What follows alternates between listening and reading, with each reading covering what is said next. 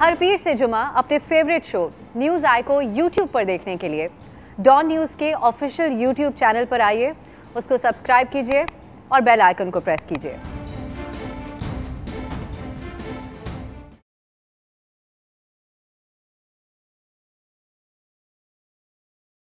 अस्सलामुअलैकुम, आप देख रहे हैं न्यूज़ आई। मैं हूं अफसा कोमल। कुफर टूटा खुदा खुदा करके आज चौथे रोज कौमी असेंबली का इजलास पुरअमन तरीके से हो गया। ऑपोजिशन लीडर शहबाज शरीफ ने 4 रोज से हंगामों की नजर होने वाली अपनी तकरीर भी मुकम्मल की।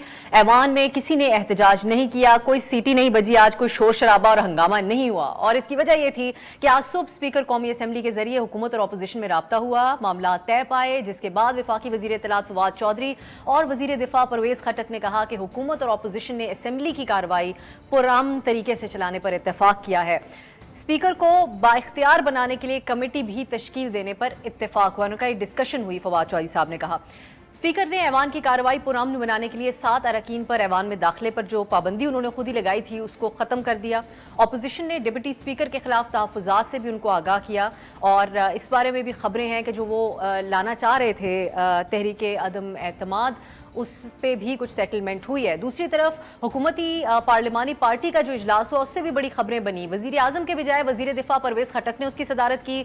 खबर यह है कि PTI के कुछ अरकान की आपस में और इत्तेहादी अरकान से तल्ख कलामी भी हुई। इस इजलास में ऐवान के पुरअमन तौर पर चलाने पर इत्तफाक राय भी हुआ।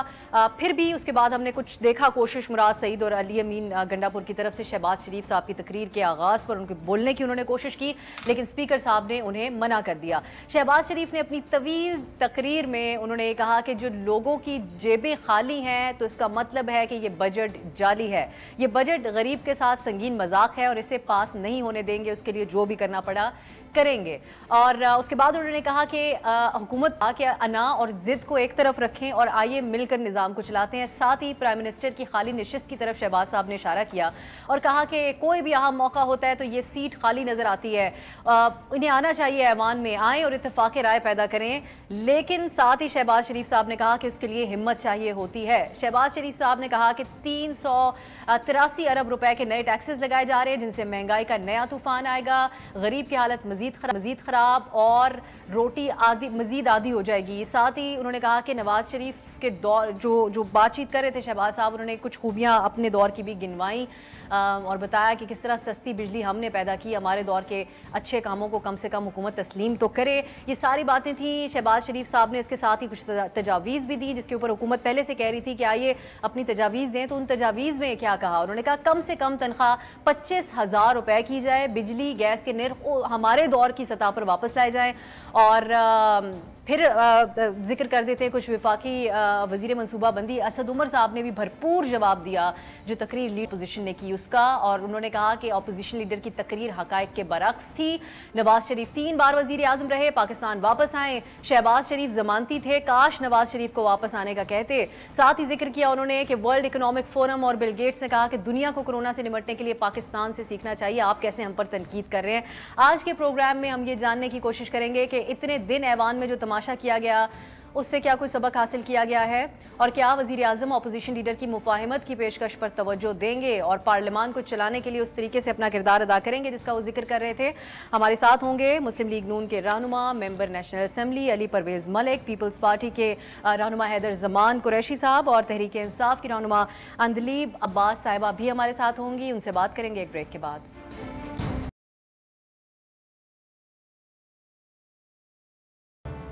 ब्रेक के बाद खुश आमदीद। मैं वेलकम कहूँगी अली परवेज मलिक साहब और हैदर जमान कुरैशी साहब को प्रोग्राम में। शुक्रिया आपके तशरीफ आवरी का। आपसे आगाज़ करते हैं। अब पहली बात तो यह है कि जो चंद रोज़ से सिचुएशन कौमी असेंबली के अंदर चल रही थी उसमें अवाम जो देख रहे थे उनका सवाल अभी भी बरकरार है।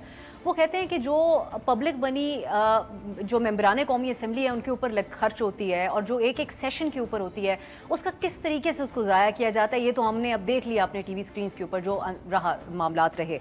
तो आप समझते हैं कि ये सवाल एड्रेस हुआ है? बेशक आज तकरीरें पुरसकून तरीके से हो गई, आज शहबाज शरीफ साहब ने भी कर ली और असद उमर साहब ने भी कर ली, लेकिन सवाल वही मौजूद है अभी भी। जी, बिस्मिल्लाहिर्रहमानिर्रहीम। सबसे पहले तो अब साहब बहुत शुक्रिया, आपने अपने प्रोग्राम के अंदर मुझे याद किया। देखें, अब जो अनफॉर्चुनेट चीज़ है वो ये है कि एक शख्स की झूठी अना और उसकी जो टिट फॉर टैट पॉलिसी थी उसकी वजह से आज हम सबको जो उस ऐवान का हिस्सा है उनको ये जिल्लत उठानी पड़ रही है।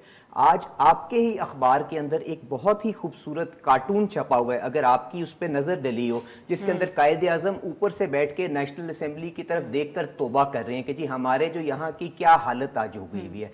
पर मैं आपसे गुजारिश ये करूंगा, फॉर अ मिनट ये भी तो सोचें कि ये हुआ क्यों है। जब वो बजट वहां पे प्रेजेंट किया जा रहा था और हमारी खवातीन जिन्होंने डिसाइड किया कि जी हम जहां पे कैमराज हैं और कैमराज की विजन होगी उसकी बैकग्राउंड में जाके अपने प्ले कार्ड्स के साथ एहतजाज करेंगे, तो वहां पे जो हुकूमती MNAs जो खवातीन थी उन्होंने आके जो वहां पे गुंडागर्दी करने की कोशिश की, अगर स्पीकर वहां पे नोटिस ले लेता, उनको वहीं पे रेप्रिमांड कर देता तो ये बात खत्म हो जाती। क्योंकि ये जो एहतजाज था, यकीन माने ये तो कुछ भी नहीं था इस चीज के सामने जो वहां पे पाकिस्तान तहरीके इंसाफ ने, जब पाकिस्तान मुस्लिम लीग नवाज ने अपना आखिरी बजट प्रेजेंट किया था मिफ्ता इस्माइल साहब वाला, आर्काइव्स में देखें जो उन्होंने हरकतें की थी, हम लोग तो प्ले कार्ड्स लेके अपनी जो ग्रीवेंसेस थी इस हुकूमत की पॉलिसीज के खिलाफ वो वॉइस कर रहे थे ना। Had the speaker taken action at the right time तो ये सिचुएशन डिफ्यूज हो जाती। इन्होंने वो नहीं किया। अगले दिन जब शहबाज साहब ने तकरीर करने की कोशिश की, इन्होंने वहां पे एक रकस क्रिएट किया। उनकी ग्रीवेंस क्या थी हमें आज तक नहीं समझ आई। अगले दिन जब शहबाज साहब ने दोबारा वो अपनी बात का आगाज करने की कोशिश की तो इन्होंने उनके ऊपर हमला करवा दिया। ये जो मर्जी कहें कि किसने कहां से क्या पहले किया है, बात ये है आज एक्सप्रेस ट्रिब्यून अखबार के अंदर बड़ी उन्होंने सीक्वेंस ऑफ इवेंट्स निकाले हैं कि किस तरह से अली नवाज अवान साहब ने गलीस गालियां वहां पे निकालनी शुरू की, उसके बाद वहां पे कहां से पहले किताब चली, और उसके बाद भी स्पीकर साहब ने जो वहां पे हाउस की प्रोसीडिंग्स थी, जब उन्होंने देखा कि टेम्परेचर इतना राइज कर रहा है तो उनको चाहिए था एडजर्न कर देते, ब्रेक ले लेते, टेम्पर्स को रिड्यूस होने देते। उन्होंने वहां पे भी कोई एक्शन नहीं लिया। उसके बाद जो चीज सामने आई अनफॉर्चुनेट है। पर अफसा जो ज्यादा बुनियादी चीज है वो ये है कि देखें आज इनको क्या करना पड़ा। आज इनको फिर अपने वो हाई हॉर्स से डिसमाउंट करना पड़ा ना। उसके बाद सारी की सारी जो कंट्रोवर्शियल लेजिस्लेशन की थी उनको सारी की सारी को रिवर्स करना पड़ा, पार्लियामेंट्री कमेटी बनानी पड़ी, और उसके बाद नहीं, but at the same time आज उस कमेटी के जिम्मे लगा है कि जी आप ये आइडेंटिफाई करें कि किसने पहले ये हरकत की थी जिसकी वजह से हम सबको शर्मिंदगी हुई। तो ये जो इन्होंने क्विड प्रो को किया कि 3 आपके बंदे निकाल दें, 3 हमारे निकाल दें, आपने नहीं देखा मुराद सईद मेज के ऊपर खड़े हुए थे, आपने नहीं देखा गंडापुर जो है उन्होंने क्या हरकत। मुझे हैदर ज़मान साहब को शामिल करने दें। ये अनफॉर्चुनेट है। We have not achieved anything और जिल्लत हमने सबने कमाई है, व्हिच इज द रियल। और अचीव फिर हम हैदर साहब, हुकूमत आपकी नजर में क्या अचीव करना चाहती थी ये सारा कुछ करके? दूसरी बात ये, आपकी जमात ने काफी जिम्मेदारी का मुजाहरा किया इस सारी सिचुएशन के अंदर। एक जो 7 लोगों में नाम आया भी था पीपल्स पार्टी के रहनुमा का, उन्होंने खुद आके बताया कि स्पीकर साहब ने कहा कुछ बैलेंस भी तो करना है, तो एक आध पीपल्स पार्टी का भी हम रुकन शामिल कर लेते हैं उसके अंदर। लेकिन अवाम का सवाल जो मैंने अली साहब से भी किया वो बरकरार है। अवाम तो हैरान हो गए हैं ये सारा कुछ देखकर, तो उसका जवाब उनको कैसे मिलेगा? बिस्मिल्लाहिर्रहमानिर्रहीम। आप सब बहुत शुक्रिया।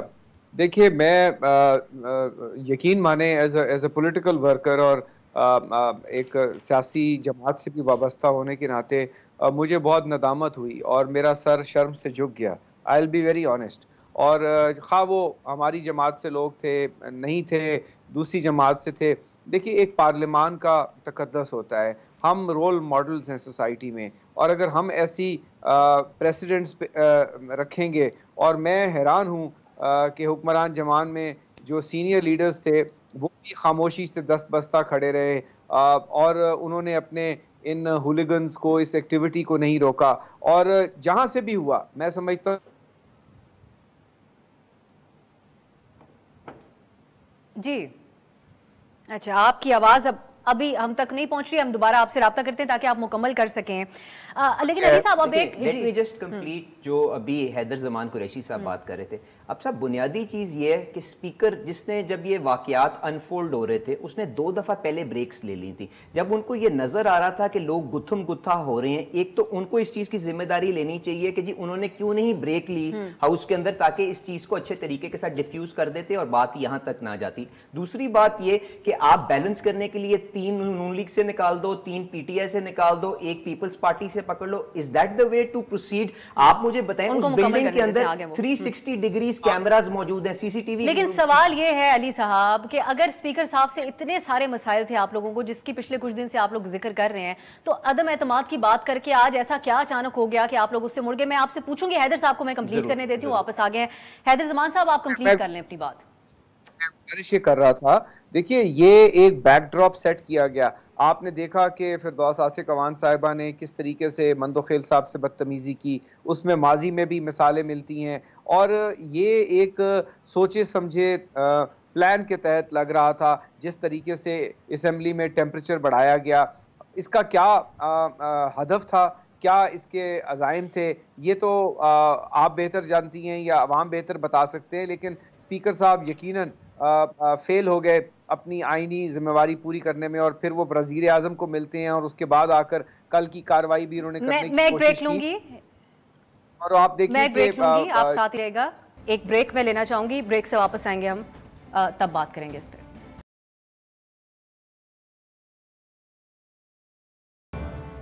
ब्रेक के बाद खुश आमदीद। अब से थोड़ी देर पहले इस्लामाबाद में ज़लज़ले के झटके महसूस किए गए, इसीलिए हमने भी एक ब्रेक ली थी। अब क्या शिद्दत थी उसकी, इस बारे में तो आपको डॉन न्यूज़ पर अपडेट किया जाता रहेगा। हम गुफ्तगू को आगे बढ़ा लेते हैं और इस दौरान हमें तहरीक इंसाफ की रहनुमा अंदलीब अब्बास साहिबा ने भी ज्वाइन कर लिया। अंदलीब साहिबा, ब्रेक से पहले अब इस पर हम गुफ्तगू कर रहे थे कि जो भी असेंबली के कौमी असेंबली के अंदर अब तक होता रहा, उससे क्या हासिल हो गया और ऐसा क्यों सूरत हाल बनी।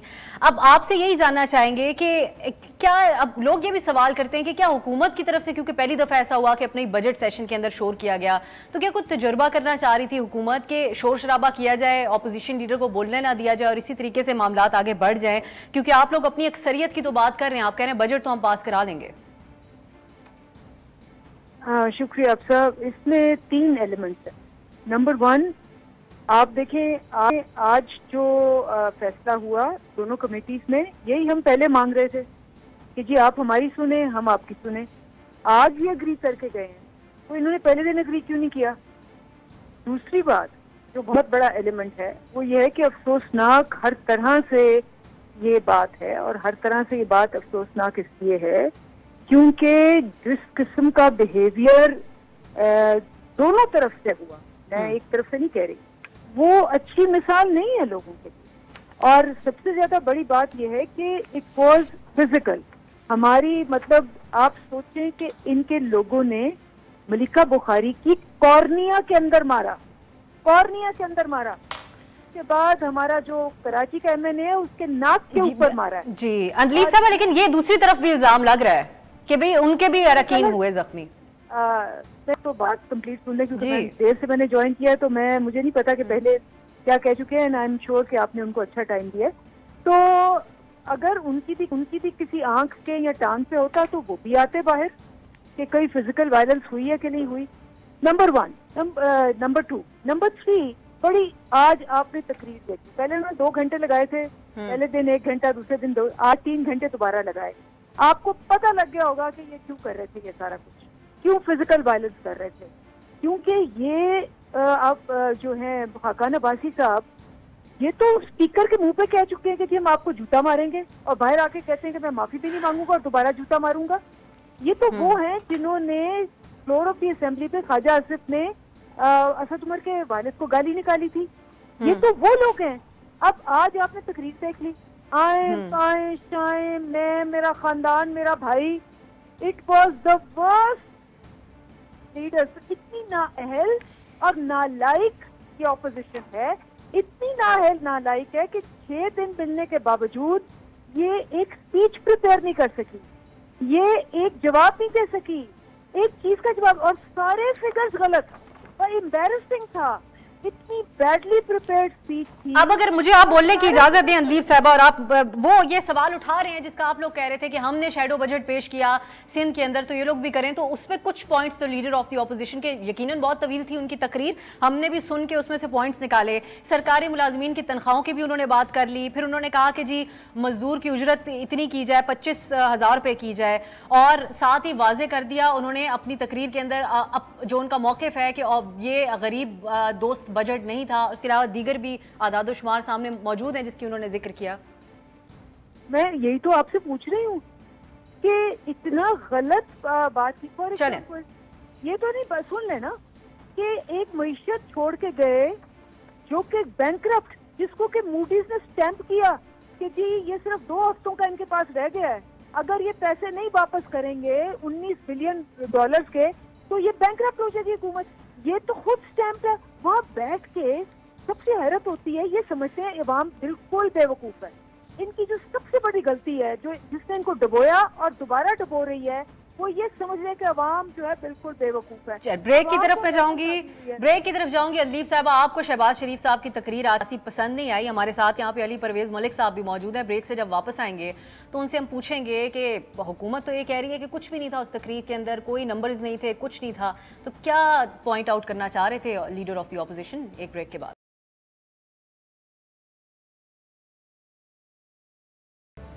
ब्रेक के बाद खुश आमदीद। गुफ्तगू हो रही है सियासी मंजरनामे पर जो मामलात हैं कौमी असम्बली में जो आज स्पीचेस हुई। हैदर जमान कुरैशी साहब, आपसे मैं जानना चाहूँगी, फवाद चौधरी साहब ने आज ये कहा है कि इस बात के बारे में भी डिस्कस हुआ पार्लिमानी रहनुमाओं की मुलाकात में कि स्पीकर साहब की पावर को बढ़ाया जाए। अब नून लीग भी ये कहती आ रही है, पीपल्स पार्टी भी जिक्र करती है कि स्पीकर साहब बाइख्तियार नहीं हैं, तो ये इसको आप कैसे देखते हैं? अगर इस पर डिस्कशन होती है, किस किस्म की पावर स्पीकर साहब को मिलनी चाहिए? देखिए अब साहब, स्पीकर साहब के पास पावर्स तो अभी भी काफ़ी सारी हैं।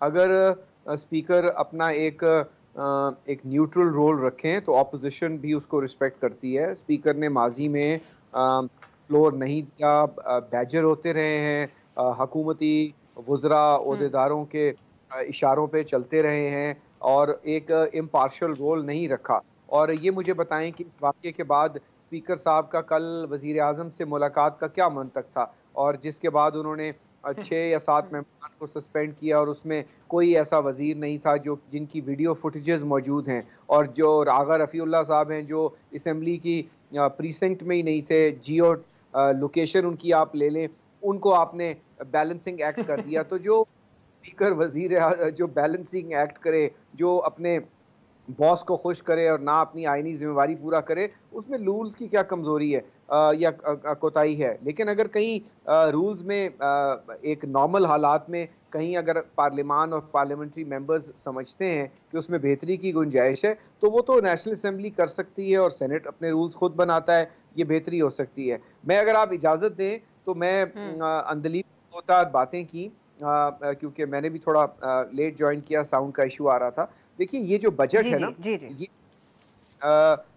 बिजनेस ग्रोथ एंड एक ख़ास बिजनेस सेक्टर्स की प्रमोशन के लिए कुछ उसमें रियल एस्टेट है, कुछ टेक्सटाइल को दिए गए इंसेंटिव्स जो कि देने चाहिए थे, 2-3 साल पहले भी दे देते तो इनके पास इतनी फिस्कल स्पेस ज़रूर मौजूद थी। लेकिन अगर ये आप कहें कि ये आवाम की फलाह बहबूद का बजट है, ये सोशल सेक्टर रिफॉर्म के लिए है, या ये वो रियासत मदीना के लिए है, तो ये वो उस तरफ नहीं है। इसमें 183 अरब की इजाफी टैक्सेशन की गई है, 242 अरब के जो है कोर्सिव मेजर्स लिए गए हैं, 203A डाल दी गई है इनकम टैक्स ऑर्डिनेंस में, जो एक सिविल लायबिलिटी है टैक्स देना, और उसके ऊपर अपैलेट फोरम्स हैं, आप उसको बगैर वारंट अरेस्ट कर सकते हैं और तज़ीक कर सकते हैं, और ये इंटरनेशनल ऑब्लिगेशन के खिलाफ है। इस किस्म की जो चीनी के ऊपर रिटेल स्टेज पे सेल्स टैक्स लगा दिया गया है, उससे इन्फ्लेशन आएगी। LNG पे सेल्स टैक्स लगा दिया गया है, उससे इन्फ्लेशन आएगी। क्रूड ऑयल की इंपोर्ट पे 17% GST लगा,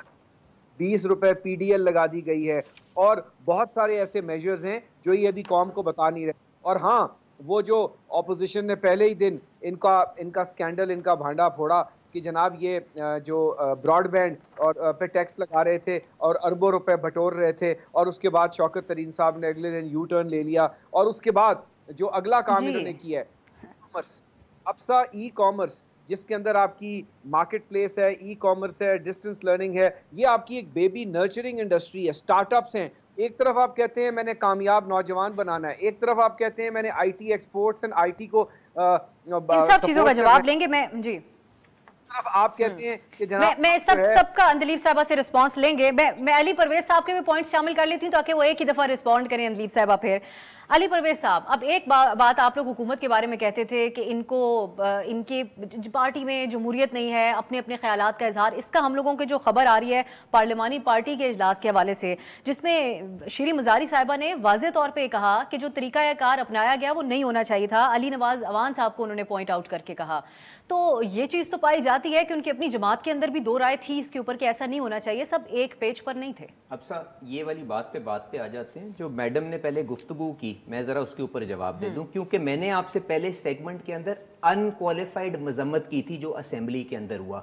उन्होंने क्योंकि सारे के सारे मामले को ड्रामेटाइज करने की कोशिश की। मैंने तो पहले कहा कि किसी को भी अगर चोट लगी है गलत है, चाहे वो मलिका बुखारी हो, चाहे हमारे मंडी बहाउद्दीन से जो MNA इमदादुल्लाह बुसाल साहब हैं उनको चोट लगी हो, और उसकी अगर इनको प्रूफ चाहिए तो ये टीवी के ऊपर आके ड्रामा करने की कोई मकसद नहीं है। आप हमारे डिप्टी सेक्रेटरी जनरल साहब की ट्विटर फीड के ऊपर जाएं, वहां पे इमदादुल्लाह बुसाल साहब की तस्वीर लगी हुई है। मगर मैंने पहले मुजम्मत की थी तो काइंडली ड्रामेटाइज ना करें। और मैंने डिमांड आपसे क्या की थी कि उस असेंबली बिल्डिंग के अंदर CCTV कवरेज मौजूद है हर एंगल से। और अगर इनको एक्सप्रेस ट्रिब्यून ने जो आज आइडेंटिफाई किया है कि पहली किताब जो है अली नवाज अवान साहब ने मारी और जिसके बाद ये सिचुएशन डेवलप हुई है, अगर ये उस अखबार को ट्रस्ट नहीं करती तो CCTV की फुटेज अब जो ये पार्लियामेंट्री कमेटी लेके बाहर आएगी तो सबको पता चल जाएगा कि पहला। एक चीज मैं कहना चाहूंगी यहाँ पे, अली नवाज अवान ने कहीं ना कहीं अपनी जो काम हुआ उसके ऊपर कहीं ना कहीं उन्होंने कहा मेरे घर वाले भी, दूसरों के घर वाले भी सुन रहे होंगे, माजरत कर ली। आपकी जमात अली गौहर बलोच साहब के ऊपर जो इन्होंने ऑब्जेक्ट किया कल मालिक साहब के शो के ऊपर, उन्होंने भी माजरत कर ली है अपनी जुबान के ऊपर। बट दैट अगर उन्होंने पंजाब का कल्चर गाली को करार देने के ऊपर तो कोई माजरत सामने नहीं आई। आपकी जमात की तरफ से कोई, मैं कह रहा हूं आपसे गलत है, मैं आपसे कह रहा हूं गलत है जी। अली गौहर बलोच ने मालिक साहब के शो के ऊपर अपने जो अल्फाज थी उसके ऊपर उसने माजरत की है, तो इट शुड एंड देयर। अब इन्होंने कहा कि जी बजट की जो शहबाज शरीफ साहब की स्पीच थी उसके अंदर कोई कंटेंट नहीं था, क्योंकि ये माशाल्लाह सिलेक्ट होके आए हैं, इनको आवाम की तकलीफ के साथ तो कोई लेना देना नहीं है। मुझे बताएं शहबाज शरीफ साहब ने तो जो गुफ्तगू की उसको एक साइड पे कर दें, जरा जो इनका बजट है उसको इस मेयार के ऊपर भांपने की कोशिश कर लें कि इमरान खान साहब ने जो अपने लिए मेयार तय किया था जब वो कंटेनर के ऊपर खड़े हुए थे वो क्या था।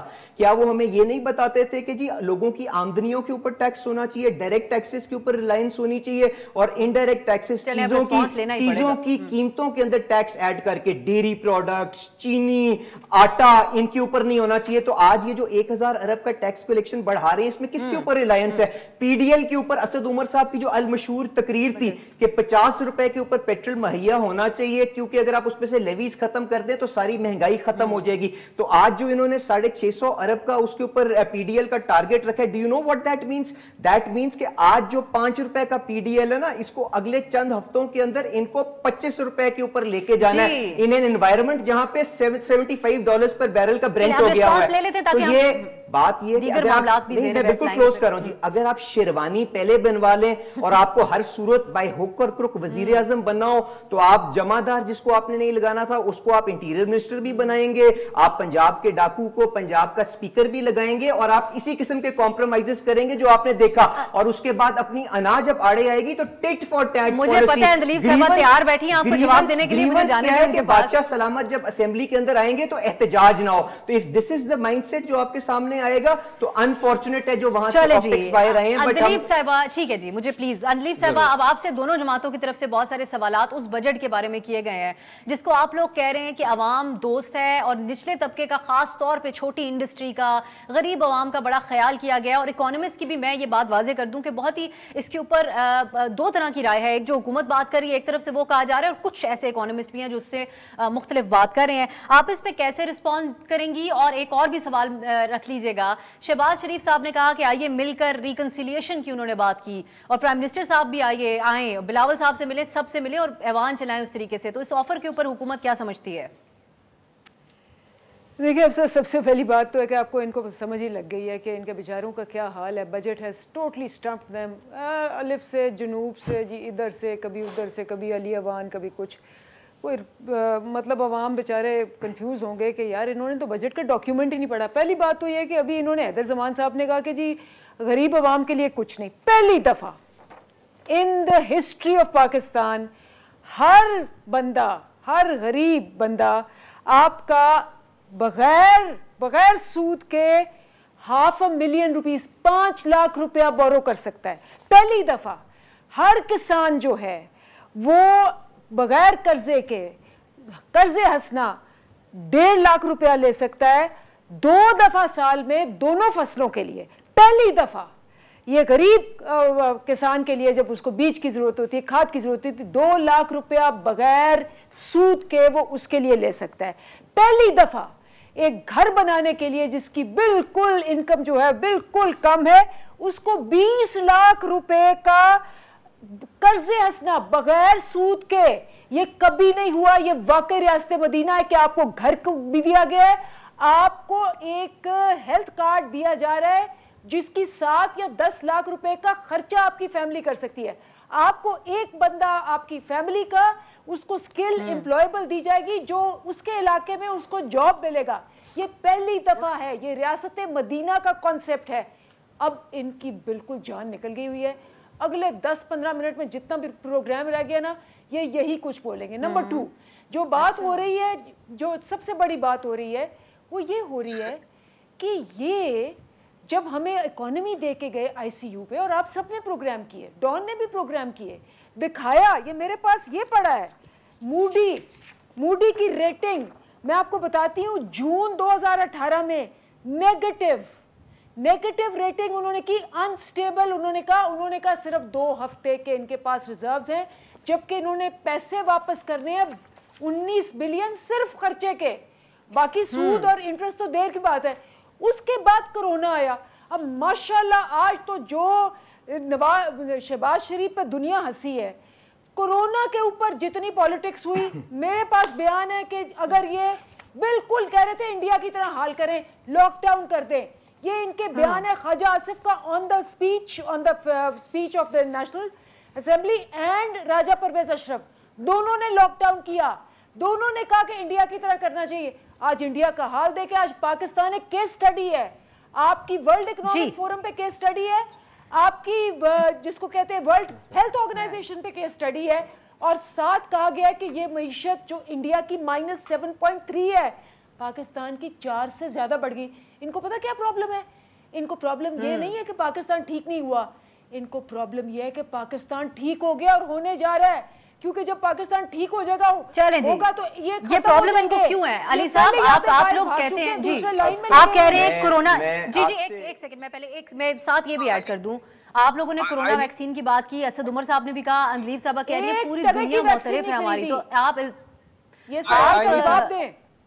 नहीं, आप खरीदने जा रहे हैं लेकिन अब खत्म हो गई है, अब इसके ऊपर आप क्यों गुजारिश कर रहा हूं, जिस बजट को ये आवाम दोस्त बजट कह रही हैं, उसके अंदर क्योंकि इन्होंने तो बजट पढ़ा हुआ है और तो किसी ने बजट पढ़ा नहीं, इनसे पूछिएगा जो यूटिलिटी स्टोर का ये नेटवर्क जो एक्सपेंड करने जा रहे हैं, जो शौकत तरीन साहब ने वहां पे बड़ा उसके ऊपर क्लेम किया, उसका बजट बढ़ा है कि घटा है, इनसे ये सवाल पूछ लीजिएगा। अब कह रही है खित्ते के अंदर सबसे बेहतर मिसाल जो है वो पाकिस्तान की है। माशाल्लाह, अगर आप पढ़ने लिखने का काम सिलेक्टेड बेसिस पे करें, जो रिपोर्ट आपको पसंद आए खाली वो पढ़े, तो आप ब्लूमबर्ग के आर्टिकल नहीं पढ़ेंगे जिसके अंदर उन्होंने इंडिया, बांग्लादेश, मैडम मैं बोलूं आप यहाँ आप बोल रहे हैं, आप माशाल्लाह, ये असेंबली नहीं है, ये असेंबली नहीं है, प्रोग्राम में बैठे तमीज से हम बात कर लेते हैं यहाँ पे। अच्छा, बंगला इन्होंने ब्लूमबर्ग ने रिपोर्ट पिछले वीक की है, मैं आपको पेश कर दूंगा, जिसमें उन्होंने इस खित्ते को कंपेयर किया है, इंडिया, बांग्लादेश एंड पाकिस्तान। उसके अंदर उन्होंने ये बताया है कि जो मशले राह है in terms of economic management, in terms of Covid management, वो बांग्लादेश है जिसने अपनी पर कैपिटा आमदनी जो है $2000 के ऊपर ले गए हैं। ये डंडी मार के गलत सेंसस का डेटा इस्तेमाल करके $1500 जो क्लेम कर रहे हैं वो असल में $1100-1200 भारत की एग्जांपल दे रहे थे।